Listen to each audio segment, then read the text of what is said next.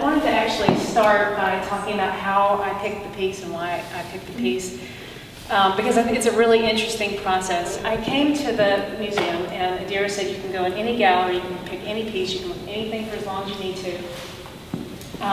The only requirement is that I ask that you not look at any of the tags, these things.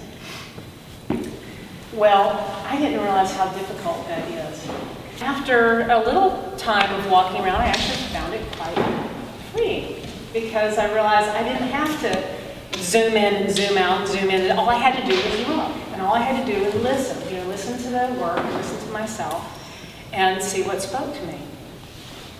And so I found that such an interesting process. So I kept coming back to this one, and there were 2 or 3 others that I kept coming back to. But finally, this one stuck. And it was not until, of course, I didn't know what the title was until Adira told me, which was, the title was Observing Observation. But the reason I found it so fascinating is because I had just spent all this time observing myself, observing the process of picking out a painting, and being really tuned in to how hard it was to not read the titles, and then being really aware of how freeing it was. So the whole time I was observing myself, doing this, and so I love that. This is a profile. That was a profile that I saw was this brain with the exposed corpus callosum.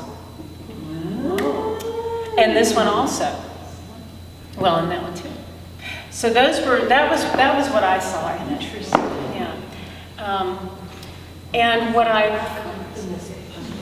thought about when I thought about the title of the piece, because again I'm connecting to the words of the piece, is of course memoir writing, because I write memoir, and I write a personal column, and I write personal essays. I observe myself a lot. There, I'll just say it. I think about myself a lot.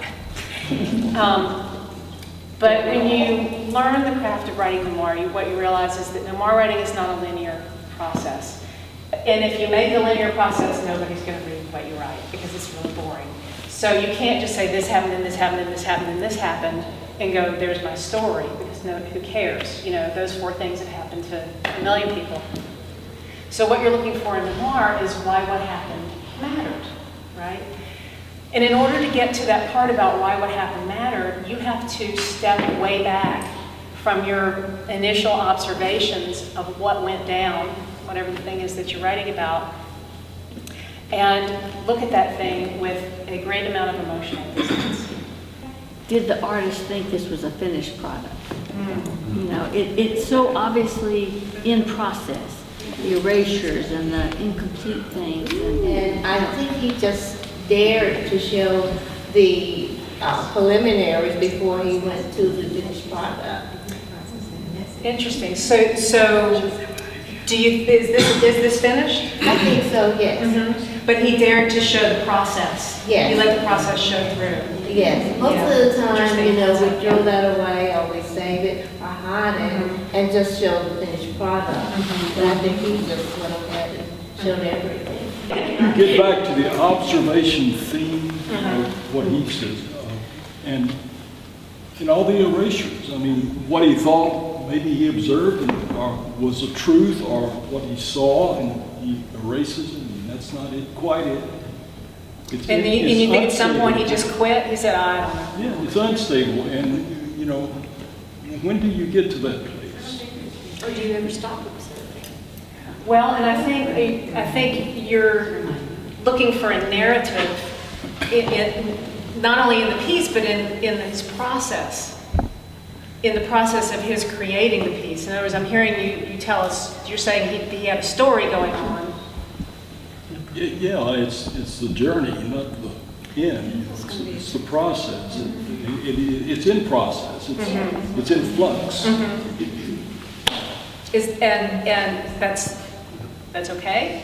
It's okay. It's my life. Well, that's a very Zen philosophy, isn't it? Yeah. That it's not about the destination, it's about the journey or the process.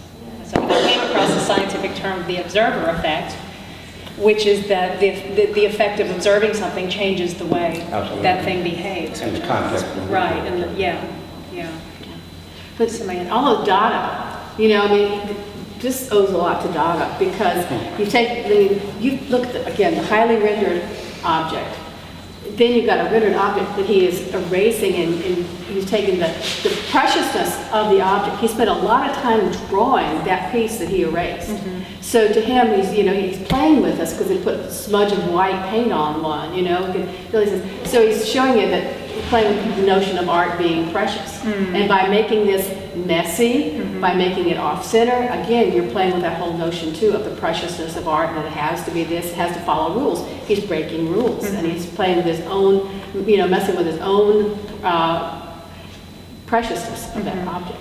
Does it always matter to the artist how the audience interprets what he's done? Oh, that, no. I think what he's working on matters to the artist. That's And what what's he I, gonna do about it? you look at the title, Observing Observation. There's some hints there that maybe he did care what people are going to say or think or bring to this piece. Or maybe that was just his way of connecting to it textually, Right. and that he just slapped a label on it. Right. I think about one of my favorite things to talk about is, I don't know if y'all know of Jill Bolte Taylor. She was a neuroscientist who had a stroke when she was in her 30s. She wrote a book called Stroke of Insight. And I've talked about this before, that is so fascinating. Because of her training, she was actually able to watch her own lights go out, basically. And because her lights came back on, over a period of many years, she was able to write about what that was like, watching herself, go dark. And then what it was like when she came back online, basically.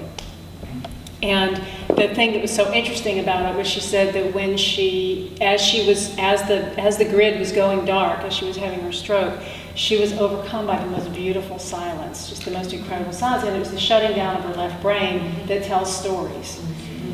The left side of our brain is the storyteller part of our brain, and it's the part of us that has to make a narrative out of everything.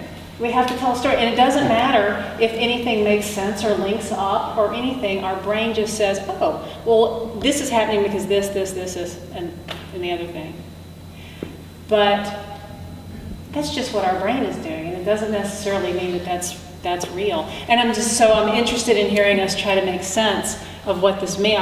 Our left brain's trying to make a narrative out of this and understand what he was trying to say. Not that we shouldn't. Not that there's anything wrong with that. But it's interesting how much we grapple with trying to put words to visuals and story.